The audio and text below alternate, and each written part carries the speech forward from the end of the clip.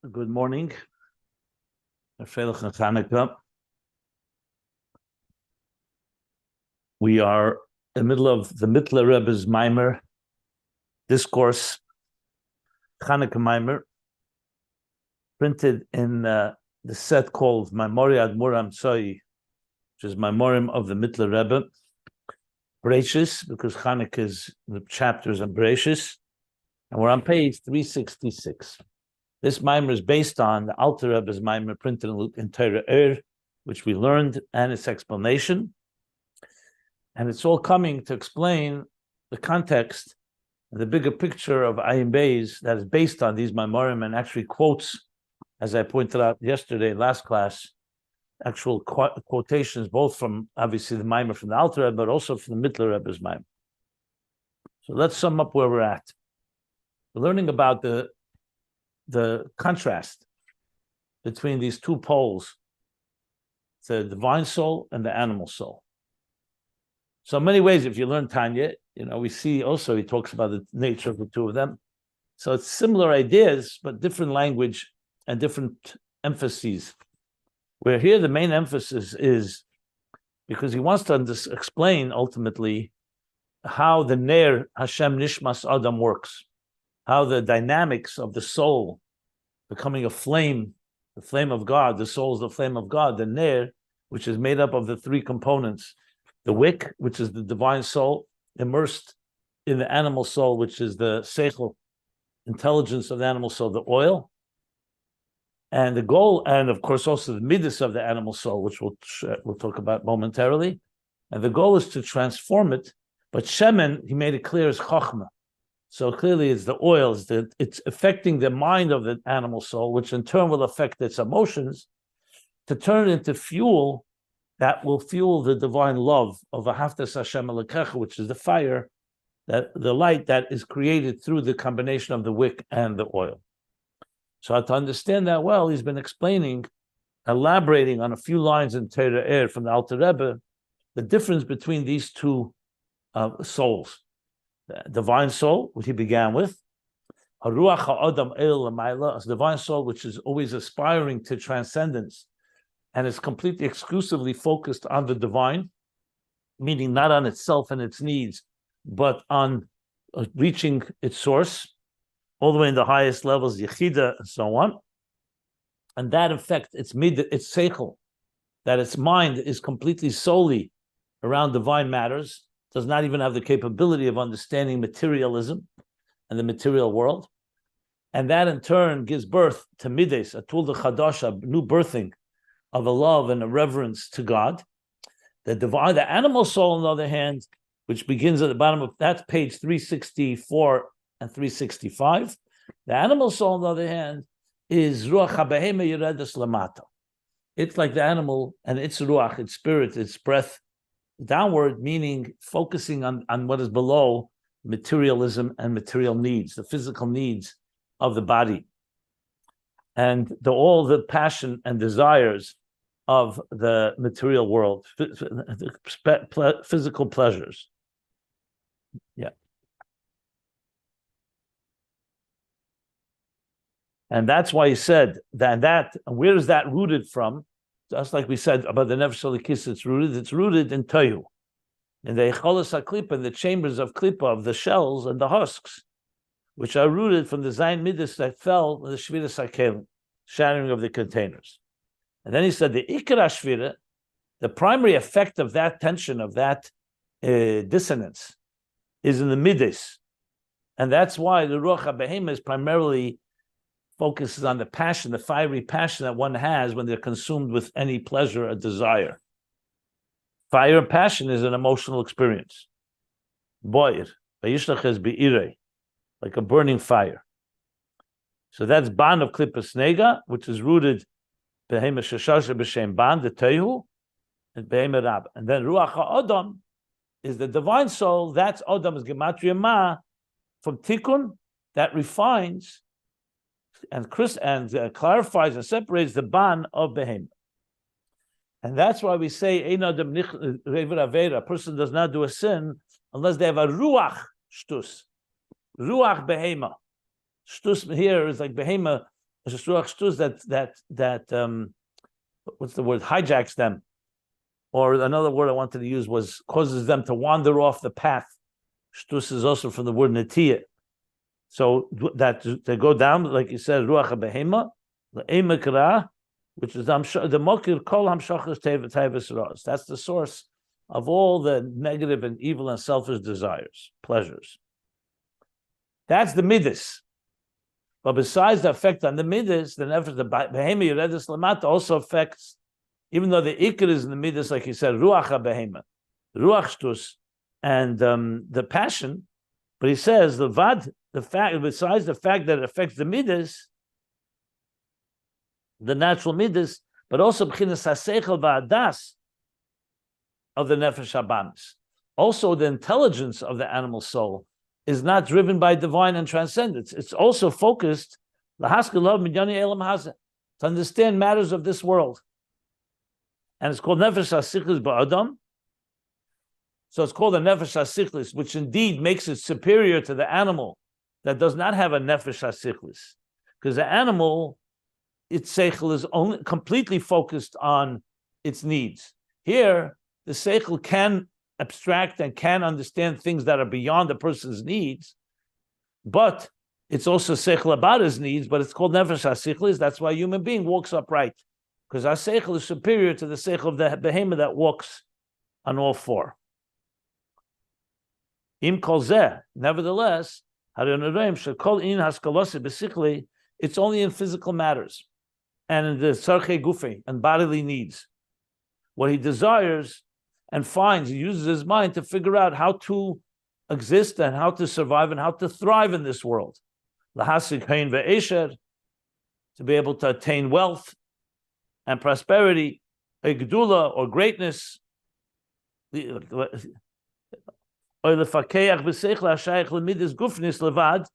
or to use his mind.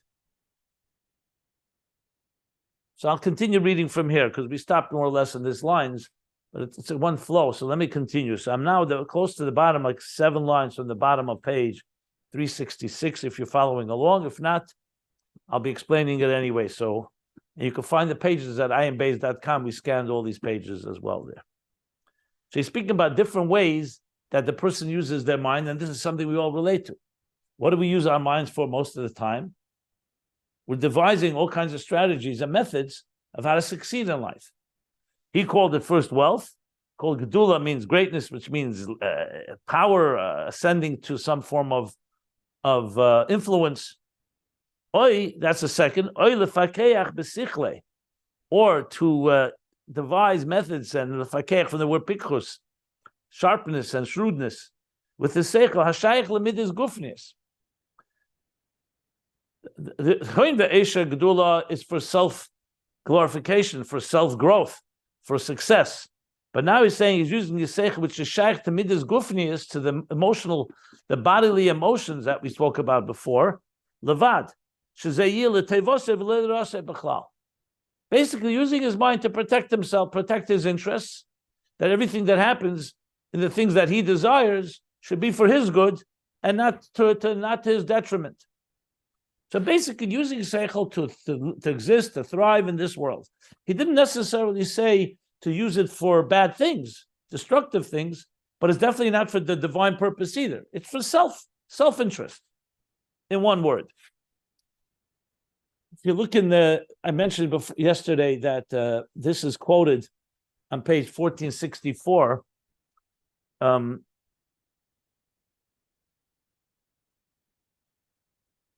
Where he more or less says almost the same words. There he adds Gedela v'Kavod, greatness and honor, the Rebbe Rashab adds. And adds some other few details that help us understand what he's saying here. So if you want to really understand more the Mittler Rebbe, go to page 1464. I don't see a need to compare every word, but I see he's literally speaking about this there. And that's where this comes from, the contrast between divine soul, animal soul, and divine soul. Okay. So here's where we stop. So continuing.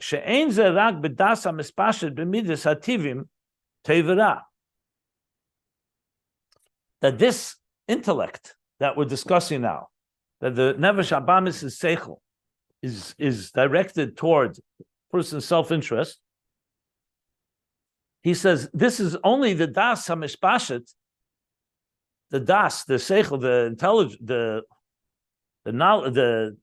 Here he's using das because das is chochma, is conceiving, lohaskil, bina is bina lahavin, comprehending, and das is drawing it to a conclusion that draws it into the midas. As we know, das is maftecha the kol shis. It's like the transition into the midas. In Tanya, he calls it in kedusha hiskashrus, the binding of chachma and bina that commits and is connected to, and it brings it into the birth of midas. But similarly, is also in Lumazeh and the Nefesh Abamis. So he says, Das hamispashet b'midas ativim tevera. So what's happening here is using his mind to do what? Using his mind to protect his emotional subjectivity, his own interests, which is the midas ativim, the natural midas of the Nefesh Abamis, tevera. Midas ativim tevera, because we know by klipa snega it's tevera. Sometimes it's for good things, sometimes it can be for negative things. Shatev yav b'tive, that he naturally loves things that are good for him. V'fakeach b'seichel v'das l'tev, and he devises methods, or yifakeach, yifakeach, as a verb would mean pikach is a sharp person. But fakeach means that he's devising strategy methods in his seichel v'das l'tev, in his seichel and his das l'tev, for good things, that which is good for him, obviously. The gam l'tzaded b'schusei, another element of what this seichel of the nefesh abamis does is l'tzaded b'schusei b'tuv tam v'seichel, is to defend himself. L'tzaded b'schusei means to protect his interests, or l'tzaded b'schusei to represent his own merit, b'tuv tam v'seichel. So in other words, he's looking for ways to always show that I deserve the best, that I'm of merit, and I deserve the good.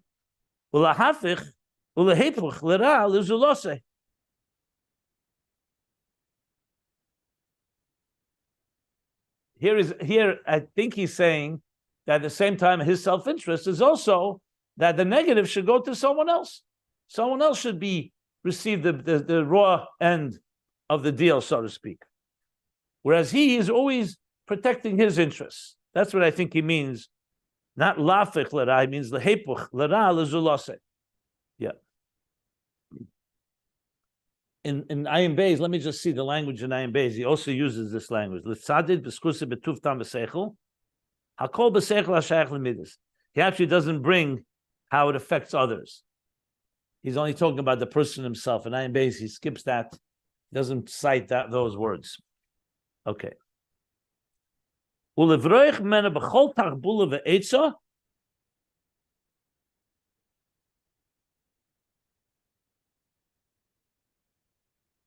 Okay.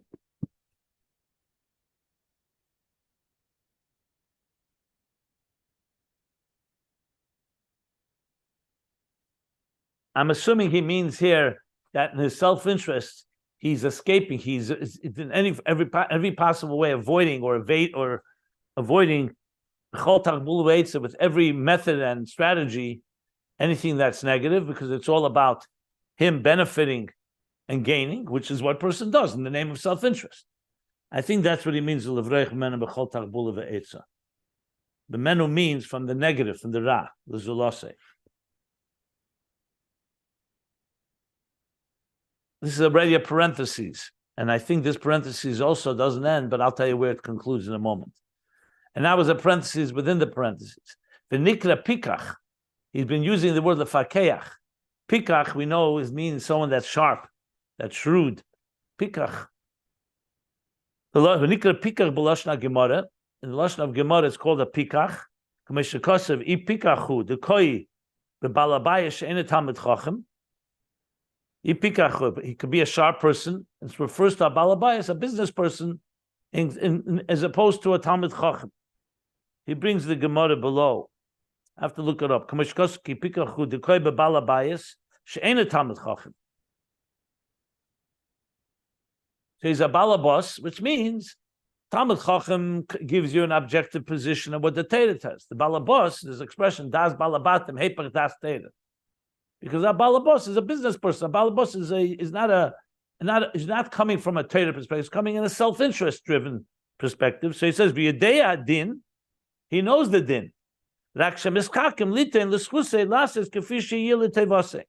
knows what the din is, but mischakim, he's wisely finding ways, arguments in his benefit, which means, let's say a person is in a din Torah.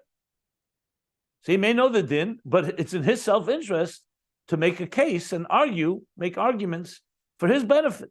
Whatever will be for his benefit.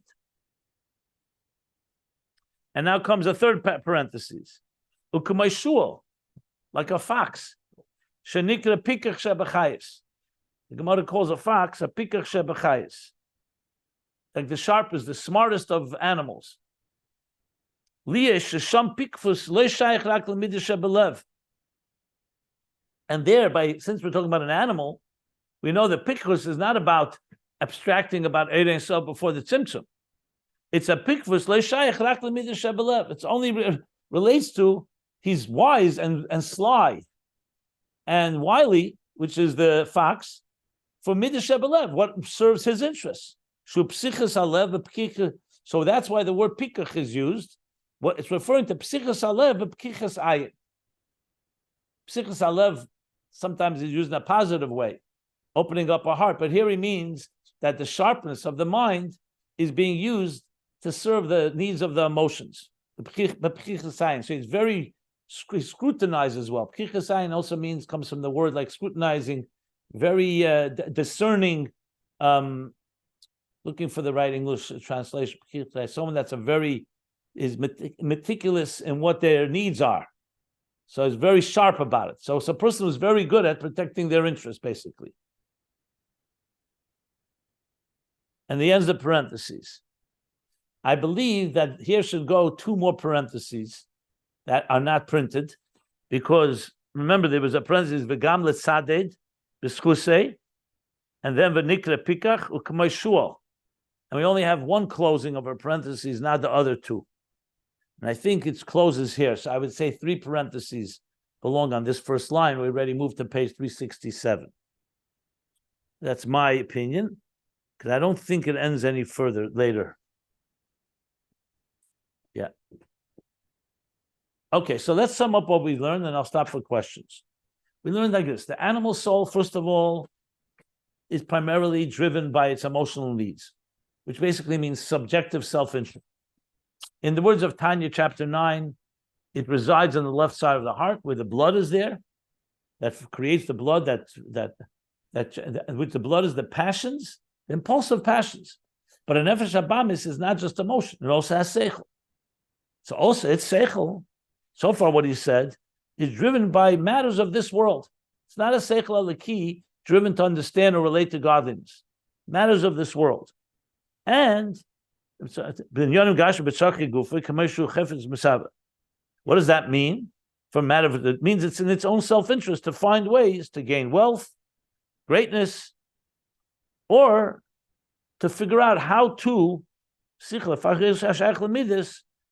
everything should be for his good.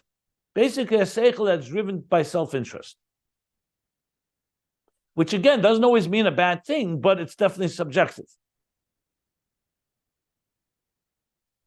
And the parenthesis he added, in addition to also always making arguments and presenting a case that will serve his good. That's what he said so far. But now he's going to go further. And the Rebbe Rashab in Ayin Beis actually quotes this as well. What about seichel? That's not shaykh to midas.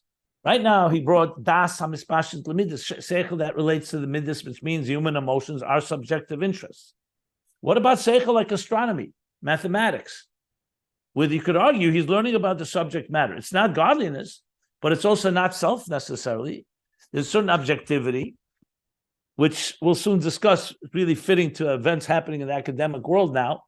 But we'll get to that after I stop here for any questions. So he's going to continue on with the seichel of the nefesh habamis in matters that are not connected directly to his emotional interests. Any questions? What we've learned so far? I think it's pretty clear, but please, if anybody wants to clarify anything. Okay. So we're on the first line on the next page, which is 367. So he says now,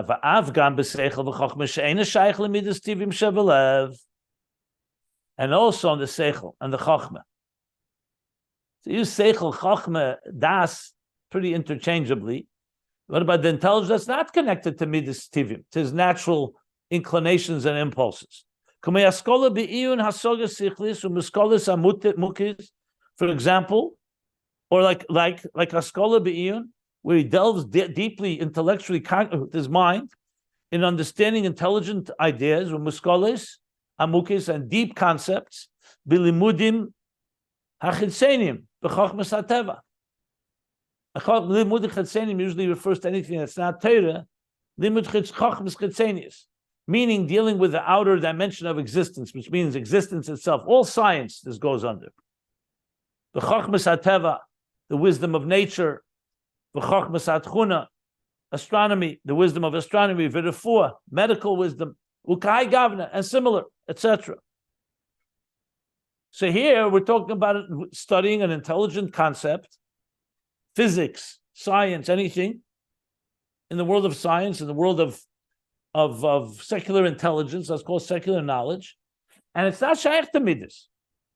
It could be shaykh to midas. You could obviously be biased and prejudiced, but it's not necessarily. It's not what we said earlier. We were talking about a seichel that's focused completely on a person's self-interest. This is learning an objective science, an objective body of knowledge. So he says, "Ein ze rak lahasik b'chinas ha'akshama dafke." What are you coming to try to understand? You're not understanding the God that created it. You understand dafke the akshama. You're coming to dissect the anatomy of the physical universe. So yes, it may not be serving you, but what are you focusing on? The yesh of existence. That means in every physical matter, the scientist, this person of this academic, is what is he doing? He's understanding of everything, is dissecting it, how it's made up of composites, chalokim, murkiv, l'chol protei chalokim. It's like basically taking apart existence by trying to understand all its components. This is dafke the yesh that came from the koyach halaki. But the focus is not on the divine power, it's on the yesh, that God created a yesh with a lot of wisdom in it. There's wisdom in anatomy, in biology, in chemistry, physics. I mean, the whole list goes on throughout all the different intelligence and wisdoms that are out there. Mathematics. So what is it dissecting? It's an intelligence which, yes, it's not shaykh l'midas to human emotions, but it's still an intelligence about the yesh that God created. Dafke b'chinas yesh dafke. Shezeh masha seichel anushi masig boy. That's what the seichel anushi, human intelligence, comes to understand. Ubechol minei seichel b'das, and with all types of forms of understanding and knowledge.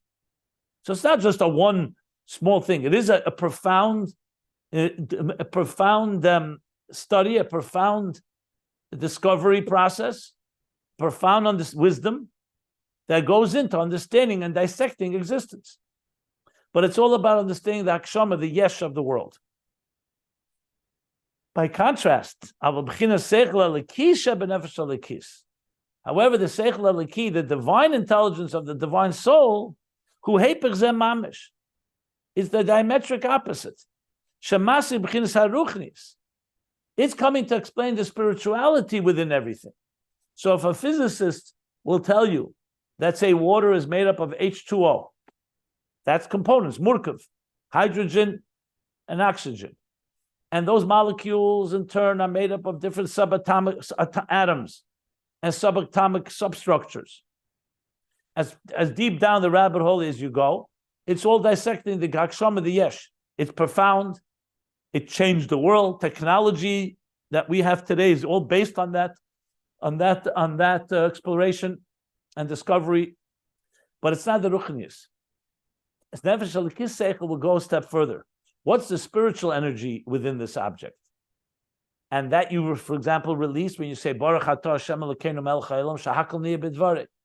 You drink the water, and you're elevating its sparks, l'shem shamayim, and using the strength you gain from it to do a mitzvah or a good deed. That's not the realm of science. That's not the realm of human intelligence. Human intelligence will tell you what the water is made of, and will dissect it in detail, and can be great benefit to mankind. No issue with that. But the spirituality is reserved. The Nefesh Elikis focuses on what is the divine purpose in it? What is the divine energy within it? What are you supposed to do with it?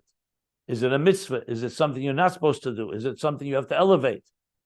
You know, like in the story, the famous story of Chaim Rappaport, the Baal Shem Tov, that that spring of water was waiting from the beginning of time for you to come and make a blessing on it. That's a ruchnis, already the spiritual side of it. And that's the Nefesh Elikis, the Seichel Nefesh Elikis. Ayin Eliki. That's in the level of the Ayin Eliki, not the Yesh. So the human intelligence is trying to understand the Yesh. And Seichel Nefesh and the divine intelligence of the divine soul is coming to understand the Ayin Eliki, Hamahava Kol Bria Bria, that creates every single creation, Liyesh U'Metzias Dover Ma, to an existing entity, B'Tivei Muhuse,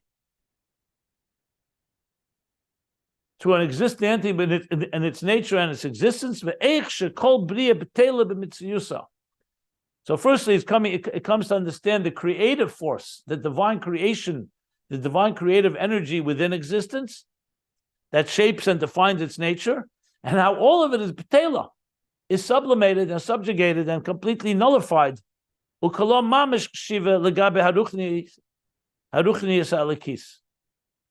it's like nullified, completely nothing compared to the spirituality, the divine spirituality of it all.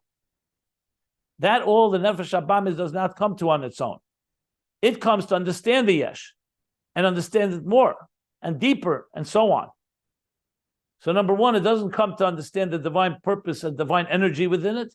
And number two, definitely does not understand its bittul, that all of the physical is bottled compared to the ruchnis, because in Nefesh Abamis' interest is to understand existence. It's not coming to understand how existence is really non-existent. That's the domain of the Nefesh Elikis. And that's the difference between understanding the Yesh and understanding the Ayin. Really powerful, beautiful piece here.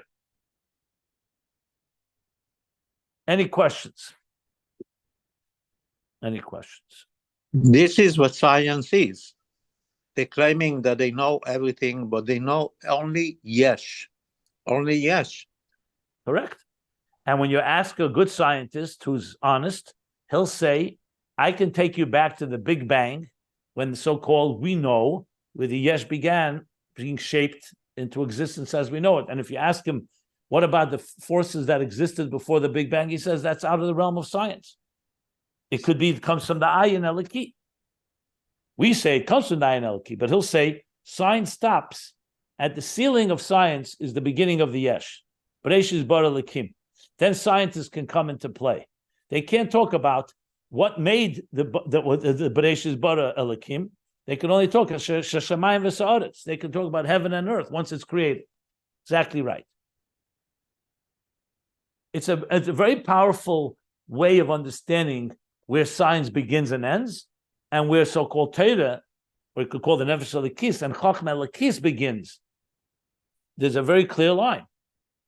You know, with all that's happening today in the academic world, you see how far off you can go morally when you only have the first, the Yesh, and you don't have the Ayin. Even if you're brilliant, even if you're a brilliant scientist. I was explaining to someone, it says, Lo yoreh v'lo yashchisa b'chol har kodshi, ki mola oretz deyes Hashem k'mayim leyam mechasim. It doesn't say ki mola oretz deya. Deya? Not necessarily. Deya can lead you to who knows what. Look what the scientists and the philosophers and the thinkers of Germany did in the 20s and 30s. What they said. That's Deya. Deyes Hashem, to know its godly wisdom,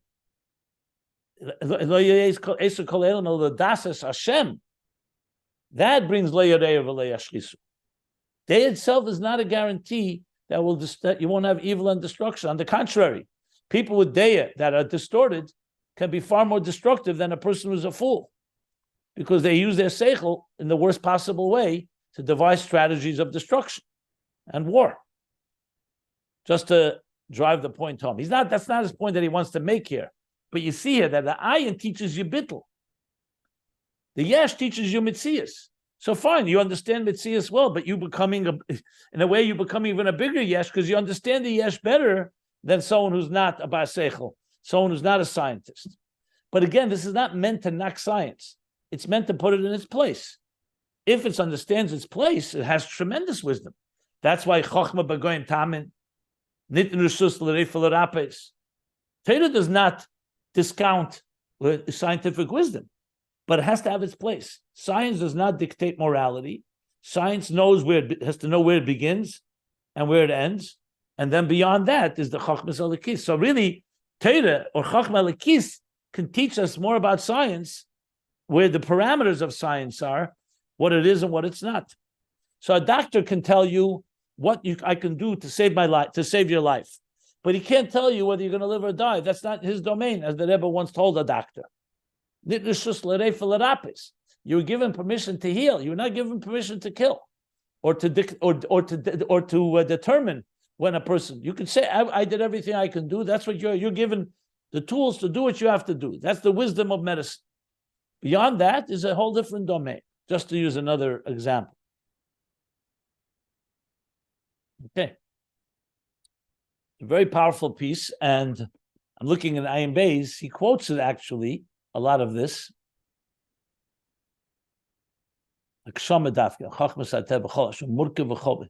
Mamish word for word, actually.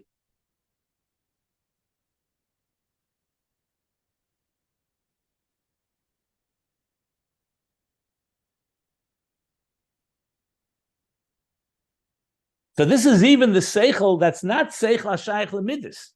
Seichel hashayich lemidus is very clearly about your self-interest. Here, even if you have no self-interest, and we're not talking about the ego of the scientist or the academic. Let's say there's no ego involved.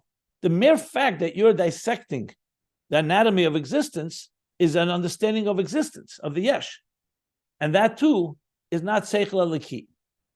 So it's now a more subtle aspect of the seichel nefesh habamis, even when it's not shaykh to midas.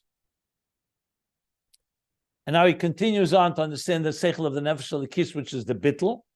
So he says, "Kamoi misha amar l'shemen v'yadlik." So we're told, the Gemara tells us in Tainus, I think, yeah.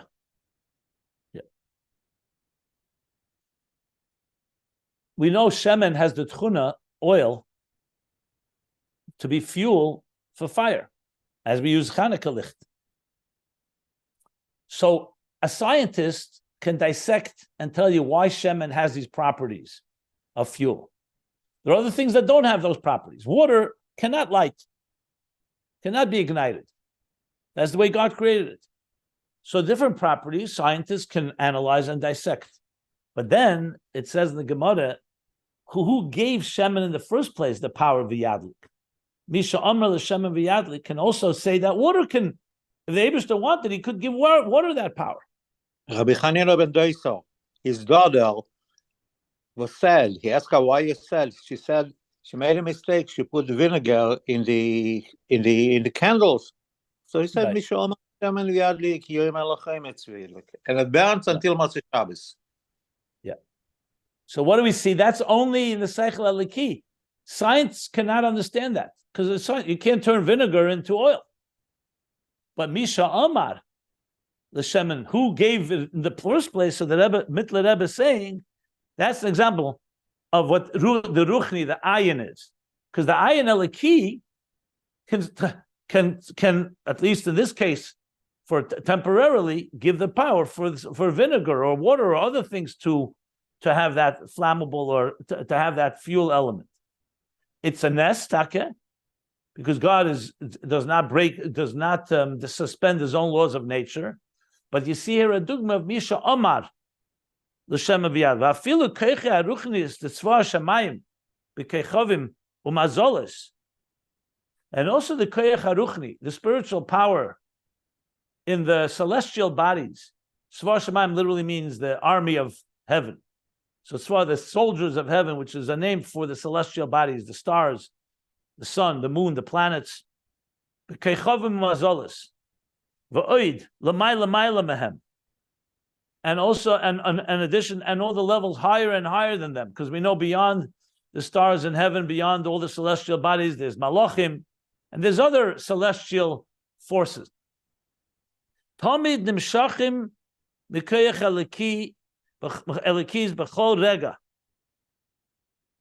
So the koyach is ruchim. He just gave the example with oil and vinegar, but the same as when you go higher, the higher levels, the koyach ruchni, what he calls here the koyach ruchni, within all these celestial bodies, it's consistently flowing perpetually from the divine power b'chol rega, every moment. I'm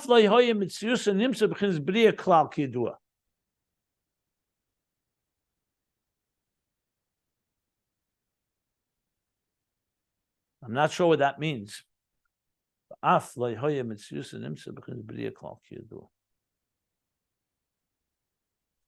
Does he mean to say that even if you were to take away the Gashmias, you still have the Ruchnisdika energy? Is that what he's saying? This line is a little confusing to me. Let me read it again. I think that he said that they were not even existing without Hashem. I also thought so, but how do you read it in the words? Klal Kiyadua, chutz, without the divine energy. That's what you're saying. It could be. It's possible. Maybe not just possible. Maybe it is. It's just like, let me read it again.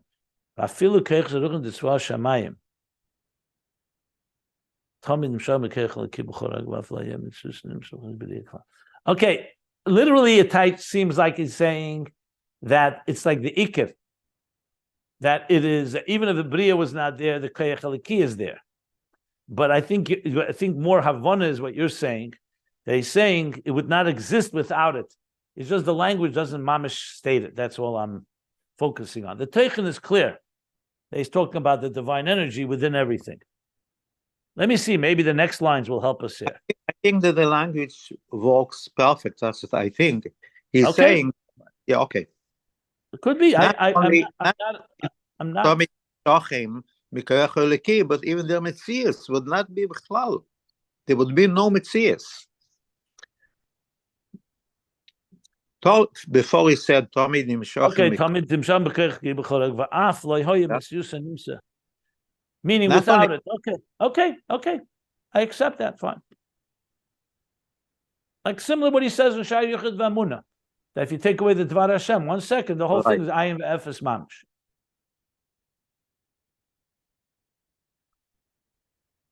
B'derech Klal Omar, and in general we said, the Dvar Hashem, meaning B'Dvar Hashem Shemayim Nasu, ve'en lecha dover shechutz mimenu. So he's going even further in the bittul of Mitzias, that the nefesh halikis. This is all about the divine soul, not the animals. Ein lecha Dvar Hashem, everything comes with Dvar Hashem, and there's nothing outside of him. V'gam asher bo b'chinas hativius, kamoi b'dalad you say this, and even the things that come already into nature, like the 4 elements, Eish Ruach Mayim Afer, V'datzcham, and Dem Tzameach Chaim Medaber, Hakol U'Mekoyach Halaki, all comes from the power, the divine power and energy, Hamadfiya Hateva, that shapes and defines this nature, Kiyadua. Kiyadua, the Elikim Gematria Hateva. What's the Gematria of nature? Hateva, the nature, Elikim. It's the same Gematria. Now he goes back to the beginning of the parentheses, and that's why he says, Misha Amar L'Shem and V'Yadlik. Could also say L'Chem is Yadlik. That the one who says, because that's who's the one that says, that's the Dvar Hashem. from the point of view of the engineering room, where the wiring first began and God created through his speaking, that power can make also something else that's not flammable into fuel, like vinegar. Like it says elsewhere. Okay. So there you have an explanation. He's giving an explanation in the parentheses of what the Nefesh Elikis, how it looks at a Gashmias. In contrast, the animal soul looks at Gashmias, that's a Yesh, let's dissect it, let's discover its anatomy, break it apart, and figure out all its components and manipulate them and turn them into something that improves life, if you wish. Nefesh Elikis Seichel is focusing on the godliness within it. And compared to the godliness, the existence itself is bottle. So it's more the Misha Omer L'Shem and V'Yadlik, that Dvar Hashem that's inside it. Yeah. And that concludes the parentheses. Now he goes back. Any questions? Well, the Fizeh. Now he goes back. According to this, Harisechla Anushi Shebetivui Lahasi Kolak Shoma, that the Seichel Anushi, human intelligence, that in its nature is to comprehend, understand every hakshama, every piece of matter, every matter, the way it's separate from ruchnis. Because remember, you could have a knowledge of science of hakshama, but you also know there's ruchnis. But if you were to separate and say you're only looking at the hakshama as it's separate from ruchnis, then what's your conclusion then? That's false. That's a flawed and false conclusion. This is actually the language from Teira from the Alter Rebbe. So I think the Mittler Rebbe is doing here, coming to explain why the Alter Rebbe didn't really explain. He just said, I'm going back to the Alter Rebbe's original Maimer.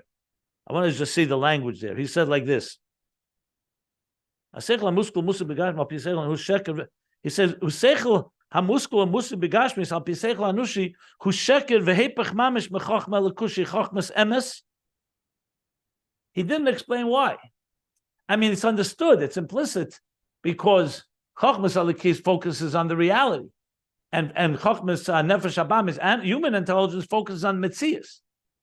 But the Alter Rebbe, Mittler Rebbe, is adding.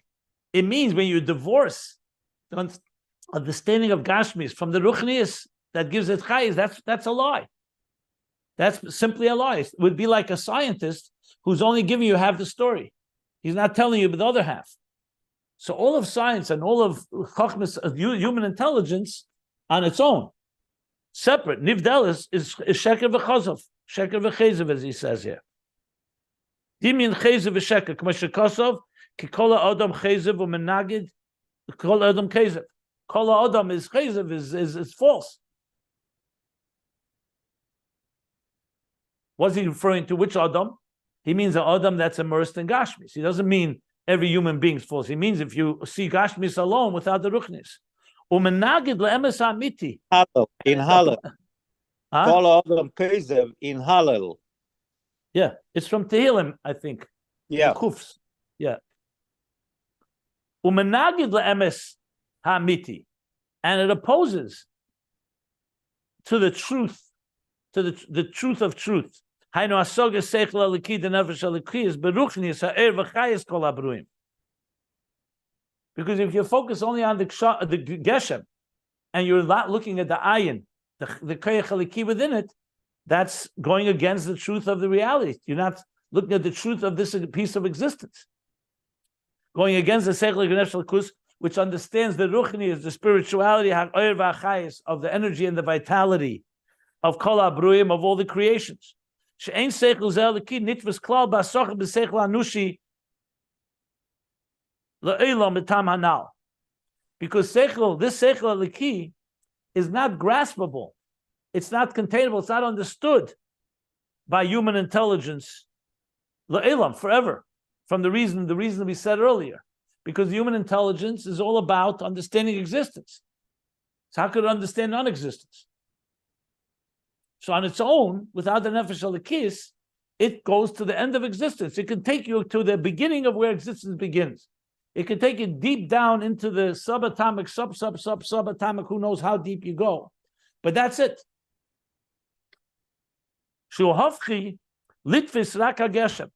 Because the animal, the human intelligence is opposite, which only grasps the physical reality. If someone says to you, what's real? From the point of view of the human intelligence, what I see with my eyes, what is empirically real? What I see, hear, taste, touch, and smell, what I can measure. Maybe I need an instrument like a telescope or a microscope, but it's all within grasp. That's what's in my human grasp. So Geshem, and now he adds Vahapirut, and the distinction and the separation between things. As we see it with our eyes of flesh. We see the distinction between things. We don't see the achdus, the unity that lies within it, even though science has come a far way to understand the unity, but it doesn't come to the unity, that divine unity that is integral and connects everything. So he's adding that part. So that's a distinction between the divine and animal soul. Well, la'osid love Omar. It's only in the future that says v'nigla kved Hashem v'ro kol basar. It says that God will be revealed and all flesh. Now he says basar u'k'moy sheyagam b'poresh shenaso ha'aron, as it was by the animals that carried the aron, that they had a sense, they knew, they perceived what the divine will was, as we're told. That's a shmur. They followed against their own nature. They put the small powers behind, and they were longing to go back, but they went ahead because the Plishtim gave the Aron back to Yidden, so they followed the way, the apech their nature. Yeah. So that's l'asad love. And by the Porush, you see that but you don't see it all the time. This is something that is unique. And now the Mittler Rebbe concludes this paragraph. And according to this, Masha Kosaf, what we said earlier, Ruach HaBehemi Yeredes Lemata Dafke, we say that the spirit of the animal descends downward, specifically. It's not just talking about the midas, the emotions of the animal soul. It's all, and not just talking about the seichel hashayich lemidas, but it's also talking about the seichel v'das nefesh habamish and nikra nefesh hachayunis hativis. It's also calling about the intelligence of the animal soul, which is called the nefesh hachayunis. Could say the another name for nefesh habamis, hativis, the natural animal soul. So sometimes bamis, sometimes chiyunis. Chiyunis is a little more. I think bamis is more grub and chiyunis is a little more subtle. I'm not sure, but the bottom line is he's saying it's called nefesh hachayunis v'hativis. So now we understand an animal soul in its full context, that both its emotions and its mind are all focused on the Metzias Yesh, dafka lamata. What means lamata? It looks down into existence. Whereas nefesh ruach ha'adam, su marim einechem, looks up into the Ayin alaki, that is beyond existence. And that goes back, the last parenthesis, to what he said earlier about, remember he spoke about the animal walks on all four and we walk upright. It says, V'zeu ki zokif inish lema zekev kfufim. So when a person leans down, you say zekev kfufim, that may, the ones that are leaned over stand upright, should be lifted upright. Ka'odam sharuach ha'odam el lamaylo. To be like a human being with the spirit of the breath of the human being goes upward. Lahakid es beire. So he's explaining the Gemara. Before he used it to explain that a human being, even the animal soul, walks upright. But the real deeper meaning is that when a person goes downward, like an animal, the goal is to bring them up and to be like an odom. Lahakid es beire. Instead of looking down, to go up and look upward. Canal. As we spoke earlier, Shazeu heper de ruach habehema. She'ena makeres malamayla. That's the opposite of the breath or the spirit of the animal which looks downwards, and does not recognize. This is the source probably of the Friedrich Rebbe's line as a behema kemel the himmel nicht gesehen. Says it almost explicitly here. It does not recognize what's above. That's why physiologically it looks down. Became a kfufa, and that's why indeed it walks on all four. Became a kfufa means not upright, but on all four. Canal lefisharuach habehem yeredes lamata beseichel umidus. Canal v'dal, because the spirit and the breath of the animal goes downward into existence, both in its seichel and in its midas, like we discussed earlier. V'dai lemevi. This is a common expression by the Mittler Rebbe. The dai lemavin, again connected to bina, the Mittler Rebbe's bina. Dai lemavin, enough for those that understand. Meaning, I said enough for you to understand it, and you can take it yourself from here. An expression. Okay. So we end this paragraph. Any questions?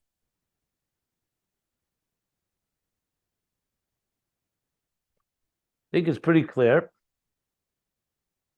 and very relevant, we can say. You agree? Yeah.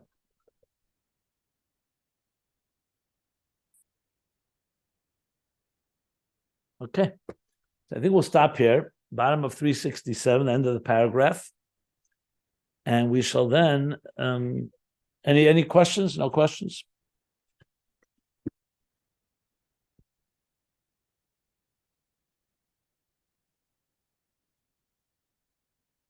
I'm just looking at Ayin Bays.